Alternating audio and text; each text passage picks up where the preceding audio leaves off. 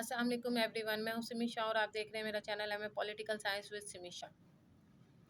یہ ویڈیو میں بنانے لگی ہوں افلاطون کے حوالے سے، افلاطون کے ریویو کے حوالے سے، ان کے انٹروڈکشن کے حوالے سے، تاکہ آپ لوگوں کو پریشانی نہ ہو۔ کسی بک میں 429 لکھا ہوا ہے، کسی بک میں 428 لکھا ہوا ہے۔ اس کی جو ایکچوئل ڈیٹ آف برتھ آپ لکھنے کے لیے آپ گوگل سرچ کریں، ویکیپیڈیا پہ جائیں اور اس کی ایکچوئل جو وہاں پر لکھی ہوئی ہے وہ لکھیں، ٹھیک ہے۔ افلاطون کا شمار ان یونانی مفکرین میں ہوتا تھا جنہوں نے اپنے افکار نظریات سے نہ صرف یونان کو شہرت وام بخشی بلکہ فلسفے کو بھی نئی وسعتوں سے ہمکنار کیا۔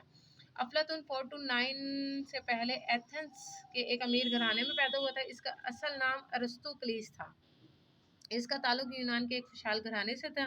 افلاطون ایک صحت مند نوجوان تھا۔ اس نے تقریباً 8 سال تک سقراط سے علم حاصل کیا۔ سقراط وہی آ گیا۔ اس کی موت کے بعد وہ سیر و سیاحت پر نکل گیا اور 12 سال تک ایران، سسلی، مصر، اٹلی اور افریقہ کے ممالک کی سیر و سیاحت کرتا رہا۔ 387 میں یہ واپس آیا ایتھنز، تو اس نے اپنی ایک اکیڈمی بنا لی تھی، یعنی کہ ایک درسگاہ بنا لی تھی جس کا نام اکیڈمی تھا، ٹھیک ہے۔ اس میں یہ مختلف موضوعات پر لیکچر دیا کرتا تھا۔ وہ لیکچر ابھی بھی اس وقت کسی بھی صورت میں موجود نہیں ہے، اوریجنل، ٹھیک ہے، خاکوں کی شکل میں ضرور موجود ہے۔ اور اس کے جو یہ ادارہ تھا یہ بہت زیادہ مقبولیت حاصل کر گیا تھا۔ ایتھنز کے نوجوان افلاطون کی اس اکیڈمی میں شامل ہونے لگے۔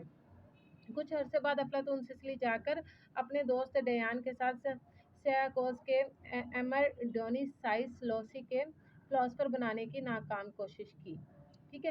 افلاطون کو فلسفہ، ریاضی، موسیقی، شاعری، خطابت اور جسمانی تربیت سے خاصا گاؤ تھا۔ عہد جوانی میں وہ 3 جنگوں میں حصہ لے کر اپنی مردانگی کا لوہا منوا چکا تھا، مگر اس کی وجہ سے شہرت اس کی فلسفہ نظریات کی وجہ سے تھی۔ اس کی فیمس کتابوں میں سے مکالمات الجمہوریہ، سیاستدان، قوانین بہت اہم ہے۔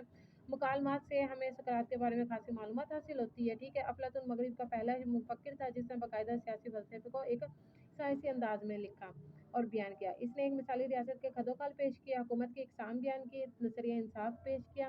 افلاطون کے نظریات نے بعد میں آنے والے بے شمار مفکرین کو متاثر کیا۔ اچھا جی، یہ اس کا چھوٹا سا ریویو تھا۔ 347 میں اس کی ڈیتھ ہو گئی تھی، ٹھیک ہے۔ اذان ہونے کی وجہ سے میں اس کو شارٹ کر رہی ہوں۔ تھینک یو سو مچ، اپنا خیال رکھیے گا، اللہ حافظ۔